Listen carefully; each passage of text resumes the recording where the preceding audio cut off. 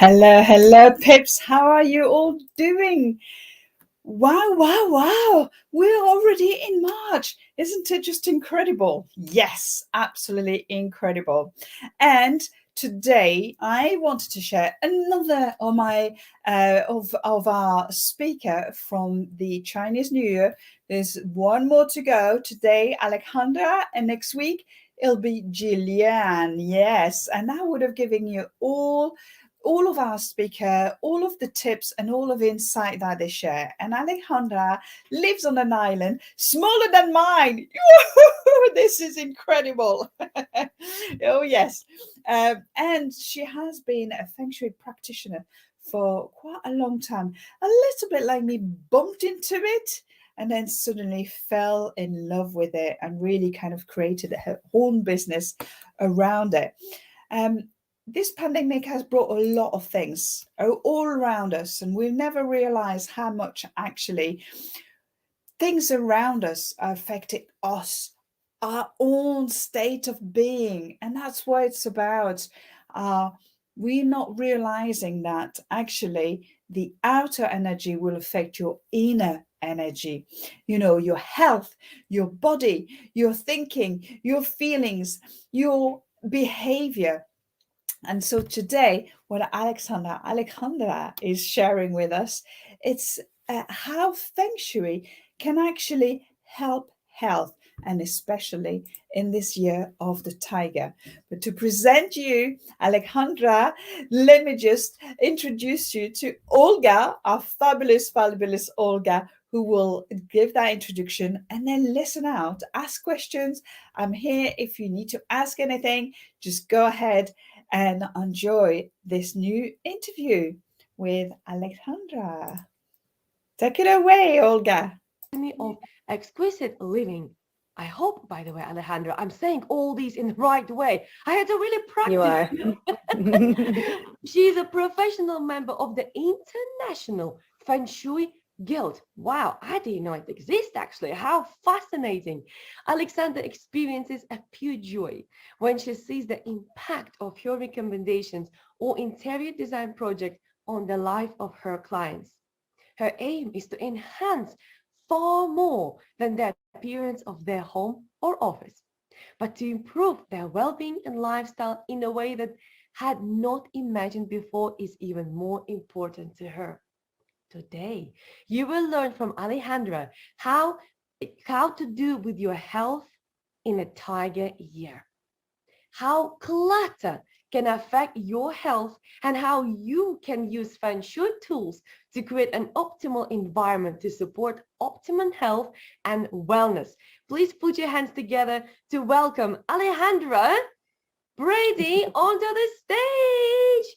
Thank you. Hi, everybody, and good morning from Florida and to whatever time frame you guys are all in. And thank you, Claire, for asking me to be part of this really amazing summit. And thank you, Olga, for moderating. You're doing a wonderful job. We all appreciate it. So as Olga said, my name is Alejandra Brady, and I'm in Tampa, Florida. And I have been doing interior design for almost 20 years. About 4 years ago, I pivoted, and I think it was you, Claire, that was talking about this, letting go of the clients. I did exactly that. I found that I was not happy with the kind of clients that I was attracting, and I was just not happy doing design by itself, and I couldn't figure out why. I came upon Feng Shui. I actually hired the master who became my teacher to do a consultation in my house. She came, she told me that I was going to end up doing this. And I said, of course not, that's not going to happen. Let's just get through this consultation. And of course she was right. I reached out after I implemented the suggestions that she had for our personal home to our spaces. And the difference that it made energetically in our home, as both Jillian and Clara said, whether you believe in energy or not, it's there. You might as well use it to your advantage. So I immediately called her back and I asked if I could study under her. And a little over a year later, I studied full-time under her. I actually let go of all the current clients that I had, and I closed my business down, studied, got certified, and reopened it again. So now I create interiors with a lot of intention, a lot of balance, and a lot of harmony. And this year, especially going into 2022, is the year of the water tiger. And it is a universal 6 number, which means it is all about self-care and balance and harmony, exactly what I attempt to do in everyone's home. It is about flowing because it is a water element. And as everyone else has touched on, water is free form, therefore water flows. So it's about us flowing with the world and with our environment and with our surroundings this year to get the most out of it. So before I get into my presentation, I just wanted to add something because I'll forget by the end.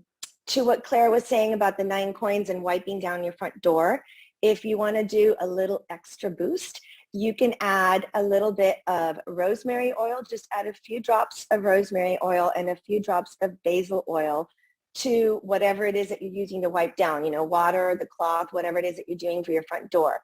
Basil brings in prosperity and rosemary brings in protection. So I really like to add those two as well, just for the extra boost. I do the 9 coins.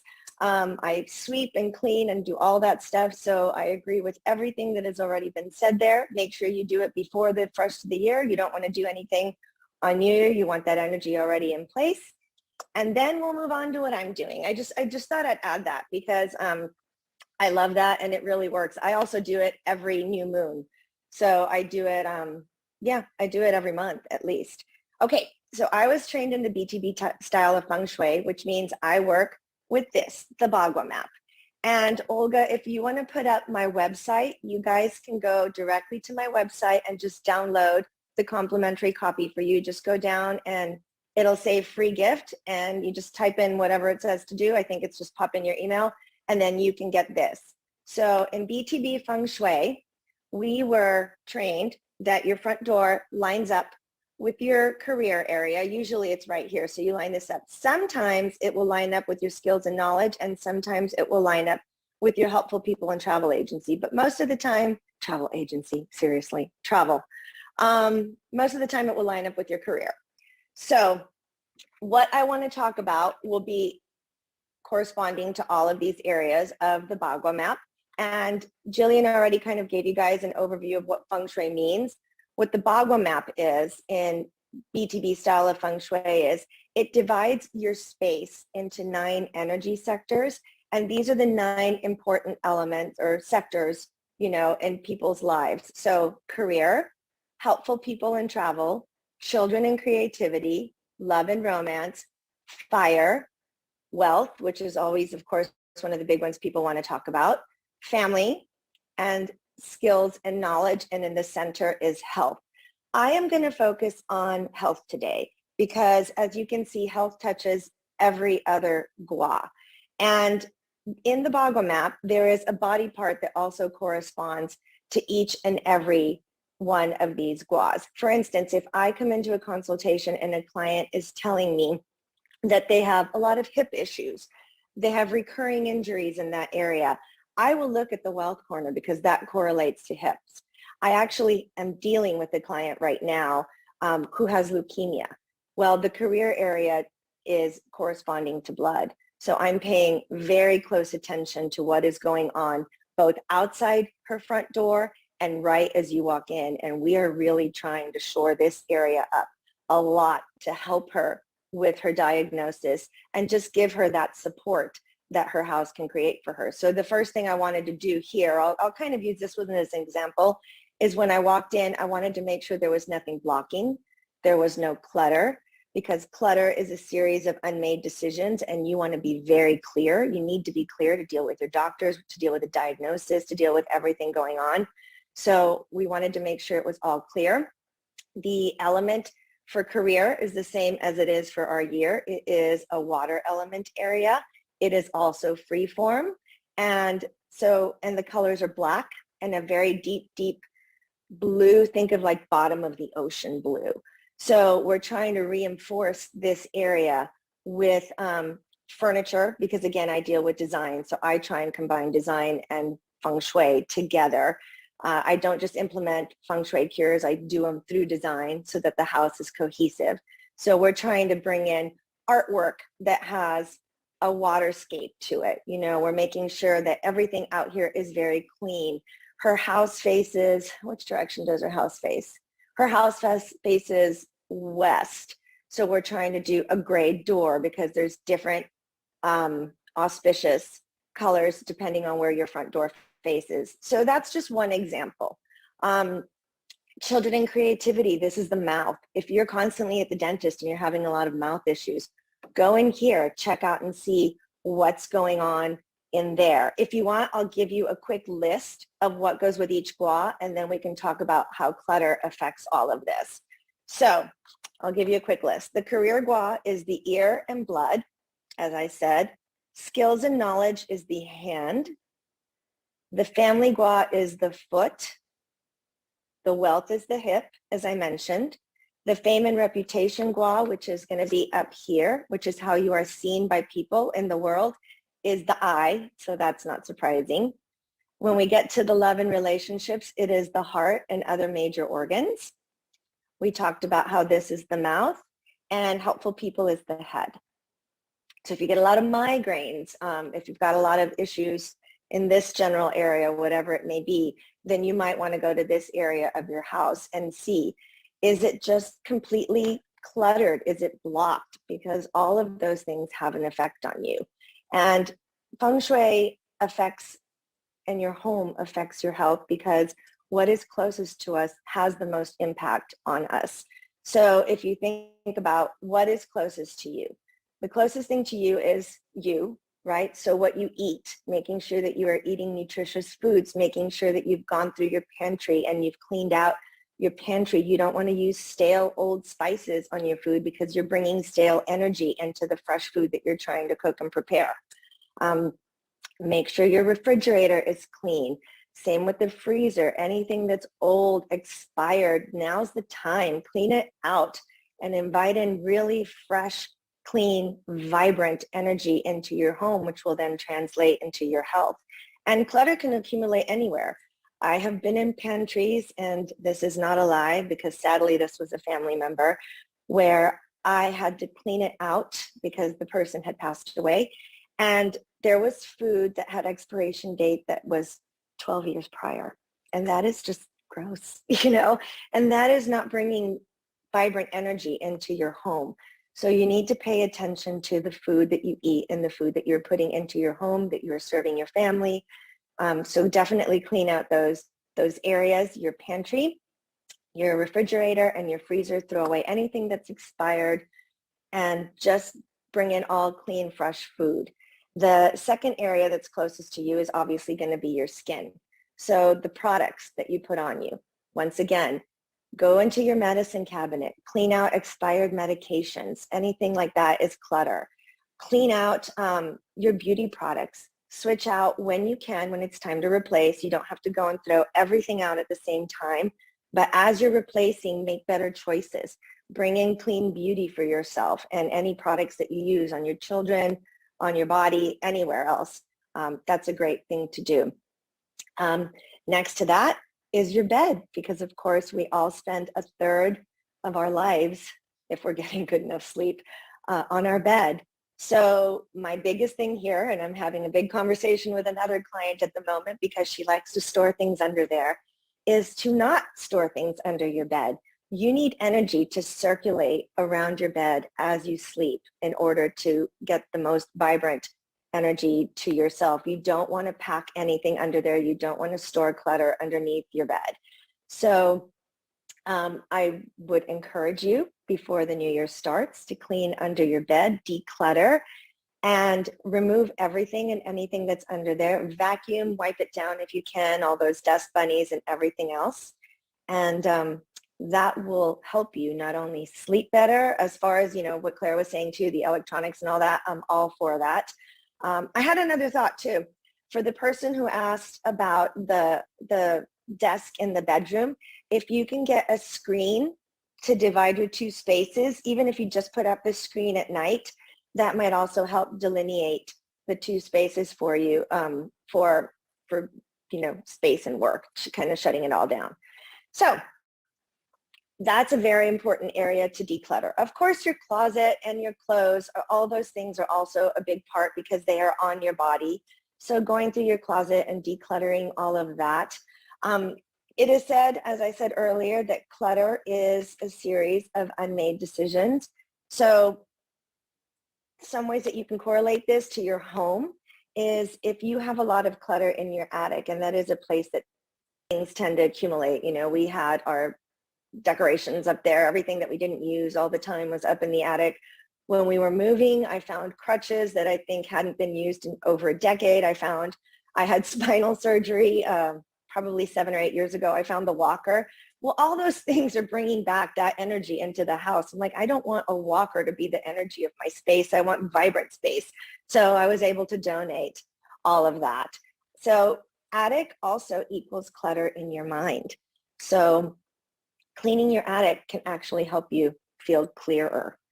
Cleaning your windows can give you clarity when you need clarity on a certain situation, because the windows are also the eyes of your home. As we spoke earlier, cleaning your front door. Your front door is the mouth of chi. You need that clean. I mean, we eat with our mouths, we talk with our mouths, we communicate, we do so many different things with our mouths that needs to always be decluttered and clean. Garages, another place that clutter can really, really accumulate, and that where you can find things that, you know, you hadn't seen in a decade.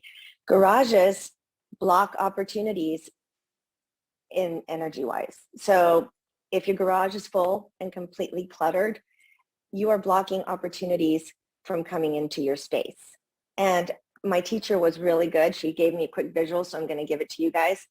If my hands are full, if everything is completely packed to the ceiling, to the rafters, everywhere, my drawers, my closets, my garage, my attic, my basement, whatever it is, how can anything else? I can't hold anything else when I'm holding this. I'm unable to grab anything that somebody could be handing me a diamond ring and I can't take it because my hands are full.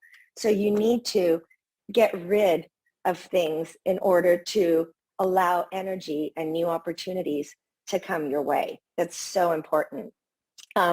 If you are finding that you're having a lot of issues in your current life, current decisions, things that are everyday, take a look at your stairways, your hallways, the top of all your counters, kitchen counters, bathroom counters, especially laundry room, anything. If there is clutter in a lot of those places, somebody just said, OMG, I'm going home right now.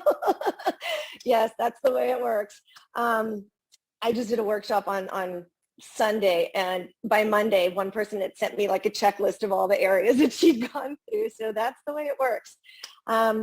Anything that you can see at eye level, you are creating blockages for current opportunities if you've got everything just completely full of stuff. So go through it, declutter it with the intention of inviting in new opportunities in your current life, and let that go. Basements, subconscious blocks, things you didn't even know you had. So when you clean out your basement, you're really doing yourself a service, because you can release some very deep subconscious blocks that perhaps you or other people living in your space didn't know that you had. And the last area that you can correlate clutter to your home is outside in your garden. There's a couple of things here. You know, if it's in the garden, you're also kind of blocking in opportunities coming. But the big one here is weeds. If you have a lot of weeds and your garden is not tended to, your lawn, garden, and whatever outdoor space you have, if it is unkempt, untended to, if plants are dying, you could be choking growth. So you want to get out there as soon as you can. I know it's the middle of winter for a lot of you guys here in Florida. We can do this all year long. But for you guys that can't, you know, as soon as spring comes around, get out there and pull any weeds, get your garden in shape, and you will feel the growth that, you know, spring brings, that growth opportunities bring. So I think that's a very important thing to do. I think the best way to approach this is how I always do this with a consultation, is stand outside your front door, pretend you're a guest. You know, because I think it's very easy for all of us to walk by our space, and we're so used to seeing it that we almost have blinders on. I know when we were moving is a great time to declutter. I can tell you this firsthand because I've done it twice in the last year, and we're still waiting for a house to be built. So we're in a rental at the moment. I was walking up my stairs and I had a gallery of artwork all the way up my stairs. And I'm looking for the first time, even though I've seen the pictures for decades, probably most of them. And I'm like, wait a second, this person's dead. This person's dead. We haven't talked to this person in 3 years. Oh my gosh, they're divorced. They're not even our friends anymore. That's not a family member anymore. They got divorced. I really paid attention. And I'm like, that all creates energy. And that's energy that was hitting me every time I was walking up and down the stairs. And I hadn't paid attention. So I invite you to stand outside your front door as if you are a guest. Look at your entryway, because of course, before you can invite clean energy in, you need to have it ready to come in. You can declutter till the cows come home. But if you don't have your entryway ready and in great shape, then all that hard work, I won't say it'll go to waste, because it won't, but it will be much more beneficial if your entryway also can welcome in the fresh energy that you are trying to get to go and weave around your space. So walk up to your front door, notice it. Do the flowers need to be replaced? Are there dead plants? Are there dead leaves? Are there dead anything? Depending on the season of the year. Do the lights work? Does the door work? Does it stick? You have no idea how many clients have come to me and said, I'm just stuck. And I'm like, well, let's go look at your front door. They're like, well, why? What does that have to do with it? And I'll go to their front door and it's stuck. Like it sticks. It doesn't work correctly. Or they've got boxes or something that's blocking the door from opening the entire way.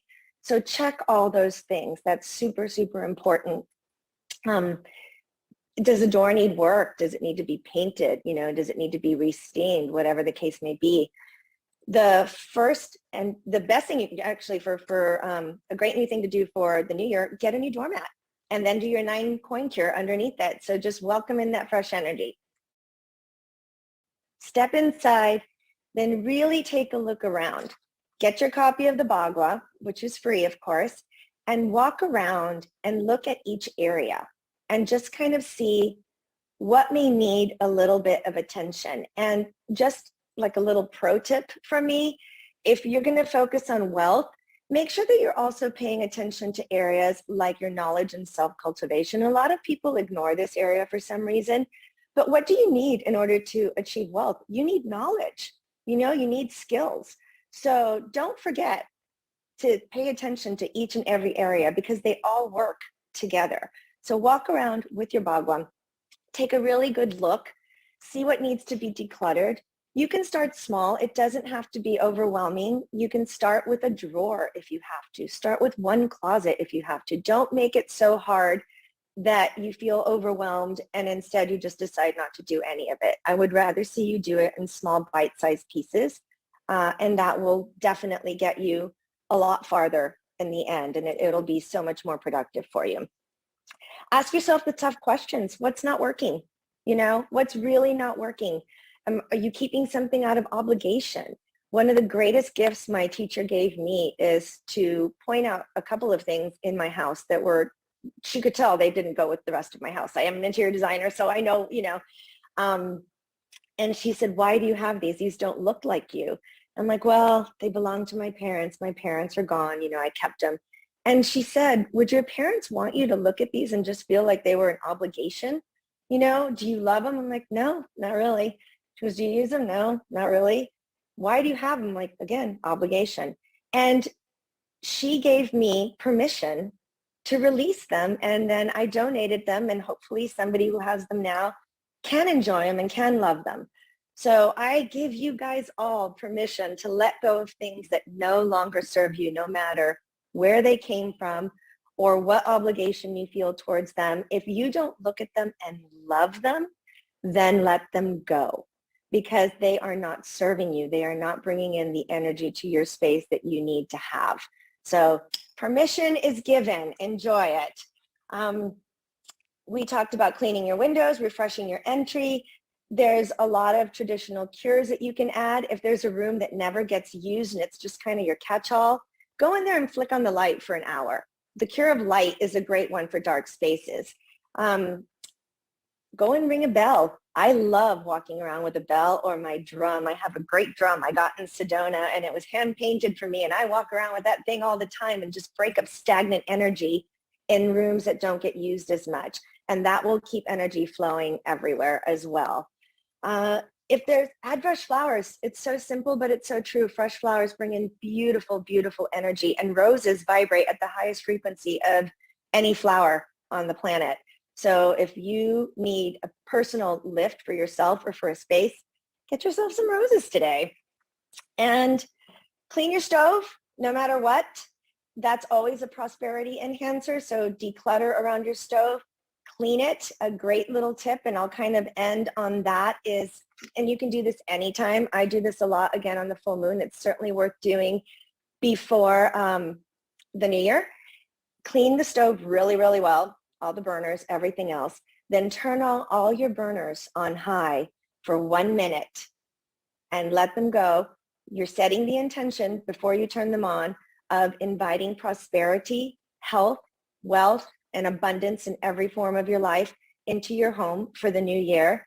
Let them go for a minute, then turn them all off. See how you feel. It is amazing. I almost vibrate by the time that's done each and every time. So that's just a fun little thing that you can do whenever you feel like it. You can do it every new moon. You certainly shall do it for the beginning of the new year.